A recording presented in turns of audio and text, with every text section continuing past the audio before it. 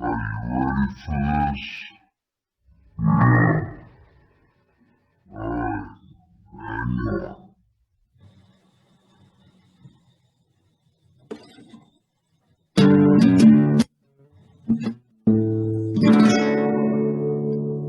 Welcome to Speed Hickey's Reunion, Episode 1.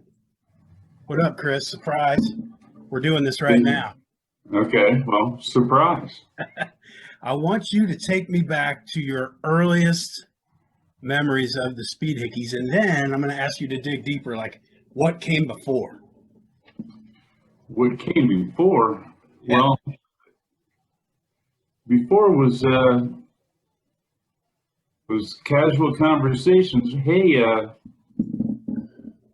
know you play a little guitar. You ever thought about playing the bass? Yeah. I said, well, no, but sure, that sounds great. And it was, I think that conversation happened between you and me and Jeff HICKEYS. And as I recall, he had a bass. And that was my foray into the bass guitar. That's exactly right. That's funny. That was when we were jamming with Jeff. Did that group even have a name, or was it just like a basement jam session? That was pretty much, was it, did the first, that first go around happen at HICKEYS' house? I think it did, because I distinctly remember like a screen door. Maybe it wasn't a basement. It was like a living room situation. Yeah, I think it was. We're talking Westchester, Ohio, a suburb north of Cincinnati in the early off of Cox Road somewhere. That's right, early to mid 80s. You and I were both going to Lakota High School, and I know that our conversation started probably the very day after a Van Halen concert. Probably, and I don't recall what song came up that you showed me. Yeah, because my guitar was limited at that time. I think I hadn't been playing but maybe a year, if that. Yeah, and I know that I had seen you around school before, but it was seeing you in a Van Halen concert shirt like a day or two after a concert that I had also gone to, though you and I hadn't met yet. And I remember just like, seeing you in the hall, didn't even know your name, was like, and I said, that guy's cool. He's got a Van Halen shirt on.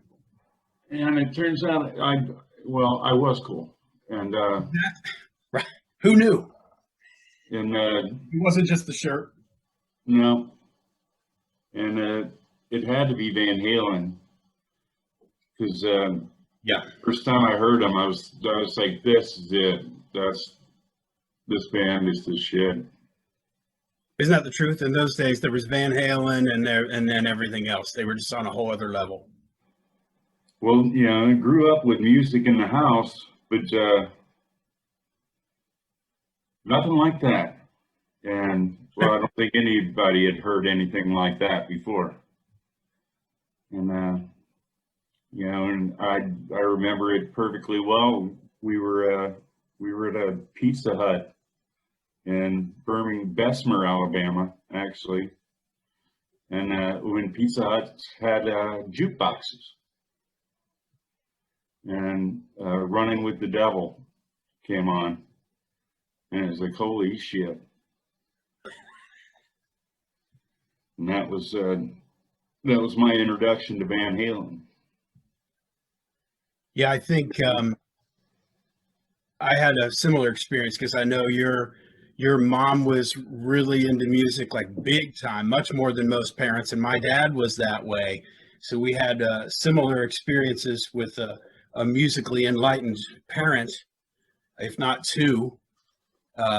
And you're right about Van Halen. They were the culmination of so many great influences, but they certainly combined them in a way and took them to a whole other level that had never been even imagined before. But after we had that conversation in the hallway at school and we became friends, we were both playing guitar, and I think we really, both of us had only been playing for a year or two at that point. Might have been playing a year or two longer than you, but at that point we were so young, we were both just beginners.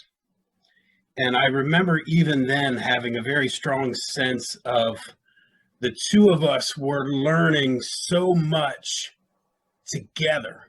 You know, you would learn a song and show it to me, and I would learn a song and show it to you. And a lot of times we would jam, even just with like a couple acoustic guitars or whatever.